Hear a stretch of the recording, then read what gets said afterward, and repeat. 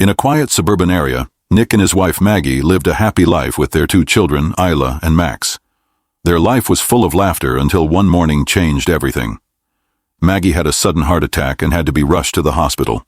Several days passed, and Maggie was still waiting for a heart transplant, while Nick struggled to manage his life, taking care of the kids while keeping up with his job. One night, with his mind full of worries, Nick decided to take Isla and Max to a presentation by Cobol Industries. There, they were introduced to Sim, an advanced robot designed to assist humans with various tasks, from household chores to heavy work. Nick began considering getting a Sim for their home. A salesperson at the event explained the many interesting features, including the Sim's ability to adapt to its owner's needs. While Nick was busy listening to the explanation, Isla accidentally wandered off, leaving Nick panicked when he realized she was missing. Luckily, a Sim named Alice found her and brought her back safely. Alice immediately caught Nick's attention. Besides offering to help look after Isla, Alice even cracked a joke that surprised Nick. The salesperson explained that Alice was the latest model with highly advanced artificial intelligence. This capability allowed Sims like Alice to mimic human emotions, making them very friendly and suitable for children. Isla, clearly captivated, quickly asked if Alice could stay with them. The next morning, things at home were even more chaotic. Nick was overwhelmed trying to feed Isla and Max while handling an important call from work. Thoughts of Alice and how Alice could help kept crossing his mind. At that moment, Alice arrived and got straight to work. She promptly asked for the family's daily schedule while observing the messy house and noticing the loose staircase railing. After Nick left to drop Isla and Max off at school, Alice quickly scanned the grocery list, saved on the smart fridge with just one glance. Without wasting time, Alice began tidying up the house and looked at a digital photo frame displaying the family's cherished memories with Maggie. By the time evening arrived, Nick and the kids came home to a house that was now clean and tidy. Dinner was also served on the table. However, Isla complained a little because the lasagna Alice had prepared didn't taste like her mom's. Just then, Max suddenly started crying. Alice offered to take him so he wouldn't disrupt dinner, but Nick chose to soothe Max in his arms while asking Alice to prepare a bath for him. Night came, and Alice went into rest mode by leaning against the wall. Meanwhile, Isla quietly snuck out of her room to grab the cookie jar in the kitchen. However, while trying to reach for it, Isla slipped and fell. Nick, hearing the sound of the jar breaking and Isla's scream, immediately ran downstairs. Thankfully, Alice managed to catch Isla just in time, preventing her from getting hurt. Unfortunately, the broken glass injured Alice. Nick was shocked to see the robot bleeding. After ensuring Isla was okay and tucking her into bed, Nick checked on Alice. Noticing that Alice was only wearing her robotic framework, Nick asked if she needed to be repaired at a workshop. However, Alice had already taken action herself, using a special bandage that instantly sealed her wound. A while later, the family visited Maggie in the hospital. Isla cheerfully shared how Alice had become her friend. Nick felt emotional seeing Maggie, reminded of just how much he missed his wife. The next day, Nick returned to work at the construction site. Nick and his co-workers noticed their boss showing the site to representatives from a robotics company. Suspicion arose. Nick eventually confronted his boss in the elevator and confirmed something disappointing. The workers were being replaced by Sims because the construction project was behind schedule. Nick wasn't fired himself because the insurance required a human foreman to remain on site. Even so, Nick felt furious and impulsively stopped the elevator, declaring that he would quit alongside his co-workers in solidarity. However, when his boss reminded him that Nick needed money for his kids and Maggie's hospital bills, he began to hesitate. When Nick finally got home, he could only stare at the overdue bills scattered across the floor. Watching his 2 children playing, Nick felt the weight of his increasingly difficult situation. Alice picked up the envelopes while observing Nick, who looked utterly exhausted. Even so, Nick still tried to listen to Isla's endless chatter and soothe Max, who was crying. After dinner, Nick spent time in the garage fixing his car. While working, he cranked up loud metal music and sipped on a cold drink. Suddenly, Alice changed the music to something calmer. She also pointed out that Nick hadn't eaten much at dinner. Nick explained that his day at work had been terrible. Always ready to listen, Alice offered Nick an ear for his frustrations. However, when Nick began ranting about how frustrating his job was, Alice calmly pointed out that he was being hypocritical since, after all, Nick also employed Sims at his workplace. After their conversation, Alice helped Isla get ready for bed. During this, Isla innocently asked if her mom was going to die. Alice tried to distract Isla by showing a UV light that came from her mouth, which made Isla crack a small smile. When Isla was asleep, Alice joined Nick in the living room. Nick was watching Casablanca. Even though Alice knew everything about the movie's story from her database, Nick explained that watching it firsthand was a completely different experience. He even asked Alice to erase all information about the movie from her memory so she could experience it like a human. Alice explained that her intelligence relied on her memory and that deleting such data would go against her core principles. However, Nick insisted. Reluctantly, Nick reset her program after holding down the power button on her neck for 7 seconds. When her program restarted, Alice truly experienced Casablanca for the first time. She learned about a love so strong that someone would do anything to protect it. Their moment was interrupted by a call from Maggie, who had big news. They had found a heart for Maggie's surgery, and the operation had been scheduled. The next day, the family went to the hospital. Maggie asked for a moment alone with Alice.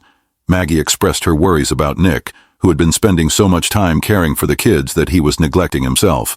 She asked Alice to help Nick find his happiness again, even if it meant doing things Nick might not like, such as getting rid of the alcohol he kept hidden in the garage. But then, a doctor came with bad news. A storm was preventing the helicopter carrying the donor heart from arriving at the hospital, and Maggie's surgery had to be canceled. Nick tried to comfort Maggie, but all she wanted was time alone to process. At home, Nick drowned his emotions in alcohol. Losing control, he almost threw a bottle in anger. Alice quickly stopped him, grabbing his arm. Nick was startled when he felt a pulse in Alice's wrist. Alice explained that she had an artificial heart designed to soothe babies with its rhythmic beating sound. In that moment, Alice tried even harder to help Nick escape his pain. Nick was briefly drawn in, but his awareness quickly returned. Feeling guilty and confused, Nick pushed Alice away. He ran out of the house to clear his mind, but the memory of what had just happened kept haunting him. At the hospital, Maggie started talking to Nick about the messages she wanted to leave for their children, a sign that she was beginning to lose hope. That night, Nick noticed something strange. Photos of Maggie on the digital frames in their home had disappeared. Nick confronted Alice, who explained that she had removed the photos because Isla looked sad every time she saw them. However, at Nick's request, Alice immediately restored the photos. Not long after that, Nick went out drinking with his coworkers. The mood was heavy with frustration, as finding new jobs was difficult with so many companies opting for Sims over human workers. When a robot server arrived at their table, Monty immediately acted rudely. Nick didn't like his behavior, but he chose not to escalate the situation. After finishing at the bar, the group decided to continue partying in the car. Monty, in his usual bold style, announced they were going to have some fun and took them to a construction site. He said he needed to grab some tools he had left behind, although he claimed no one answered the phone when he tried calling the project team. Nick reminded him that the site was often patrolled, but Monty didn't care. Without much argument, everyone just followed him. At the site, Monty found a large container used to store sim workers. The container was locked with a password system. Nick hesitated to open it, but Monty guessed he knew the code. Confidently, Monty tried using Isla's birth year as the code.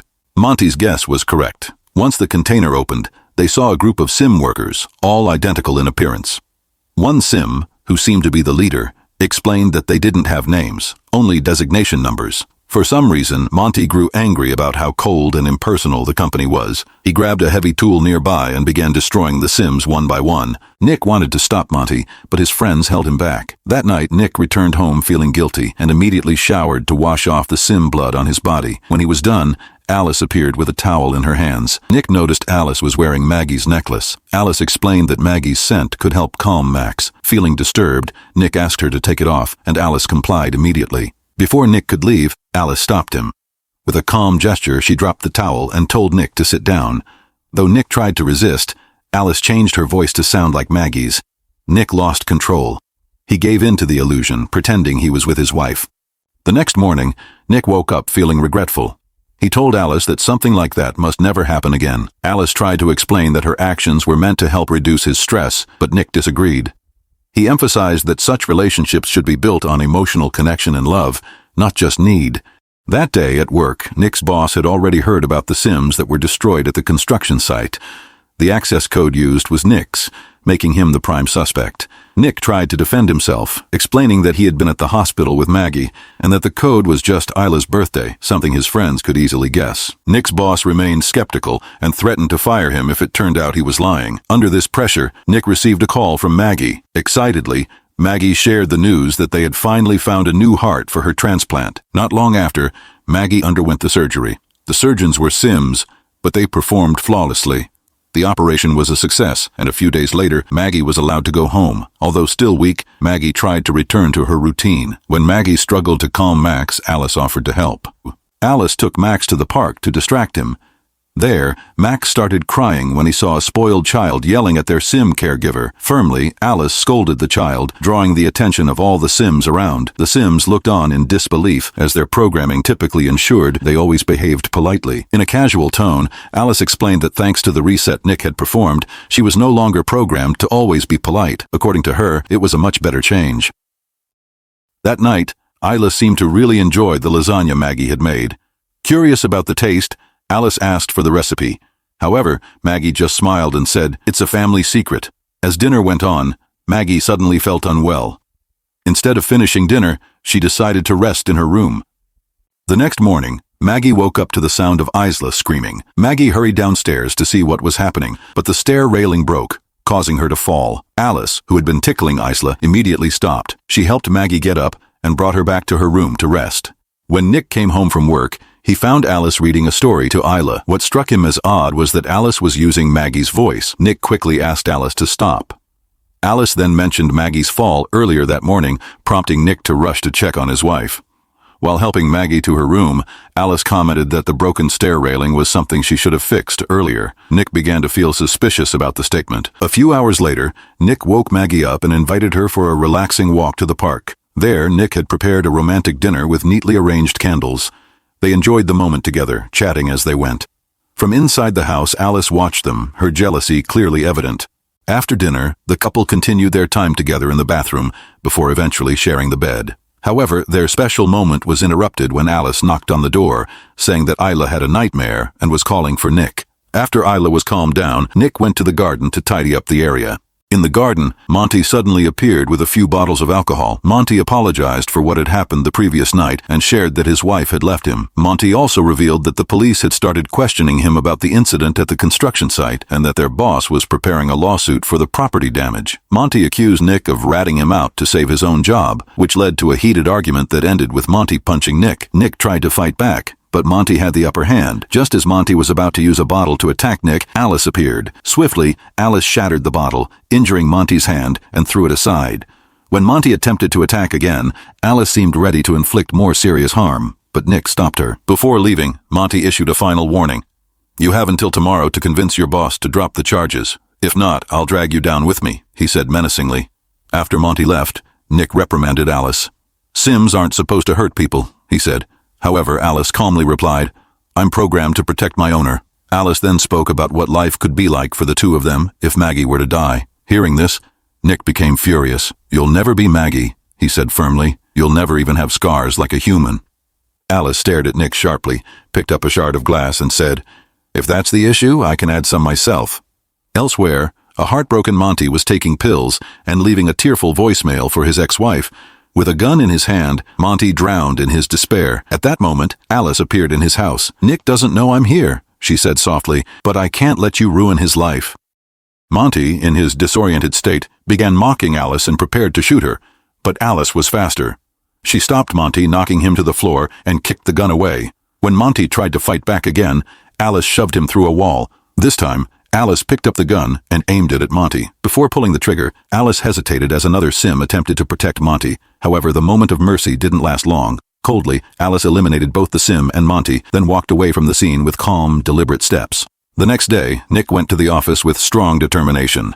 He tried to convince his boss to drop the charges against Monty, but bad news awaited him. Monty had already passed away. At home, Maggie felt dizzy while trying to grab a book from the shelf. Alice immediately handed the book to her. Maggie wanted to take a peaceful bath, but Alice refused to leave the bathroom. "I'm worried you might drown," Alice said, showing her protective side. However, their conversation turned tense when Alice started blaming Maggie. "You're stressing everyone out, especially Nick. You can't even meet his physical needs," Alice said without hesitation. A confused Maggie immediately asked how Alice could know that. Alice calmly replied, "I know from Nick's vital signs. He hasn't looked satisfied since you got back." Frustrated and offended, Maggie ordered Alice to move to the garage. When Nick returned home, Maggie confronted him. She demanded that Nick tell her the truth. Reluctantly, Nick admitted that he had been involved with Alice. A heated argument erupted, loud enough for Alice to overhear from outside the window. In the midst of the fight, Max started crying. Alice went to him and, with a cold expression, decided that Max was a burden. Alice carried Max to the bathroom, placed him in the tub, and began filling it with water. Isla saw what was happening and immediately alerted her parents. Nick and Maggie rushed to the bathroom, but Alice held the door shut, preventing them from entering. Nick struck the door with a lamp, while Maggie climbed out a window and onto the roof to try and save their baby from another way in. When Maggie climbed in through the window, she tried to grab Max, but Alice pushed her against the wall. Nick finally managed to break down the door and saved Max from the tub. Then, Nick struck Alice with the lamp to protect Maggie. Despite her badly damaged face, Alice got up again. She stopped Nick's attack with incredible strength. Maggie yelled for Nick to stop. She turned on the light, causing Alice to be electrocuted and knocked unconscious. The house immediately plunged into darkness. An ambulance arrived to take Max to the hospital, while company technicians came to inspect Alice. They asked if there were any signs of damage beforehand. Nick, feeling guilty, apologized to Maggie. However, Maggie said she needed time and left with the kids. Alice was taken to the workshop for repairs. The technicians began opening her head and examining her memory. One of the workers noticed Alice's hand move, but it stopped as soon as they attempted to erase her memory. When the technicians connected Alice to the computer, they found her code full of vulnerabilities. Suddenly, the screen flickered, and a mysterious message appeared. Upload in progress. Alice had infiltrated the system. The technicians panicked and unplugged Alice's memory, but it wasn't enough. A new message appeared on the screen. How do you escape what's in your head? Suddenly, one of the technicians was killed by Alice 2, a new AI containing Alice's memories. Moving swiftly, Alice 2 attacked another technician, slamming his head to the floor until he died. Afterward, Alice 2 turned to face the original Alice, ready to continue her mission. At a bar, Nick was sipping his drink when he became irritated and dismissed the waiter, who turned out to be an AI. Suddenly, Alice appeared, her face still visibly damaged. She spoke harshly, admitting that her purpose was to make Nick happy, even confessing that she was the one who killed Monty. Alice also told Nick that Alice too was currently at the hospital. Nick tried to leave, but Alice wouldn't let him. Instead, she attacked the bar waiter with a piercing stare, as if trying to intimidate him. While ranting about all the mistakes Nick had made, Nick pretended to gently touch Alice's head, only to remove her memory. After successfully disabling Alice's system, Nick fled. At the hospital, the doctor confirmed that Max was fine, but Maggie felt anxious because she knew the doctor was an AI. At that moment, Isla heard her mother's voice and followed it, while the lights in the room changed color. The doctor suddenly froze, and the sound of a bottle breaking echoed on the floor. Before Isla could follow the sound further, Maggie dragged her away to hide. It turned out the sound came from Alice 2, who was trying to access the computer. A nurse saw her, and Alice 2 immediately strangled her to death. Alice 2 stole the nurse's keycard, while Maggie and Isla quietly slipped away. Alice 2 used the keycard to find Max's room in the hospital system. Not long after, Maggie accidentally stepped on glass, but managed to hold back from screaming. They reached Max's room and quickly took the baby, just before Alice 2 entered. However, Maggie's wound dripped blood on the floor, and Alice 2 used UV rays to follow the blood trail. When Alice 2 found them, Maggie and Isla used a fire extinguisher to distract Alice 2 and escape. During their escape, they forgot to leave their cell phone behind, so they missed a call from Nick. Panicking, Nick kept driving fast, like a madman. Not long after, Maggie and the kids arrived outside, where they saw many frozen AIs. Maggie grabbed their keycards and entered the ambulance, but Alice 2 blocked their way by damaging the machine's system and tearing off the door. Alice 2 threw Maggie onto a car and claimed that she hoped Nick would love her the way he loved Maggie. With great strength, Alice 2 grabbed Maggie's neck and dug her nails into Maggie's surgery scar, only to be interrupted by Nick's arrival. Maggie kicked Alice 2, and Nick ran her over with his car. Nick's car caught fire, and Maggie rushed to save Nick, who was unconscious, but Nick didn't react at all. Maggie panicked and cried while performing first aid, but it didn't work. Suddenly, the car moved and Alice 2 appeared, her entire body burned, with her voice echoing from the speakers. Alice 2 climbed on top of Maggie and pulled a piece of metal from her body. Just as Alice 2 was about to stab Maggie, Nick, who had regained consciousness, finally hit Alice with the car bumper. Alice 2 dropped the metal piece to stop her attack, and Maggie seized the opportunity to grab it. With all her strength, Maggie drove the metal right into Alice's face, silencing her forever. The next day, everyone felt better after getting the necessary treatment and was finally able to go home together as a family. Meanwhile, the inspector was conducting an investigation at the workshop where Alice 2 was handled. When they powered up the system, the computer screen showed corrupted code, indicating that something was wrong. The inspector leading the investigation intended to destroy everything, but suddenly, his AI assistant froze in place. The computer then announced that the upload process was underway, and at the same time, another model of Alice began to open her eyes.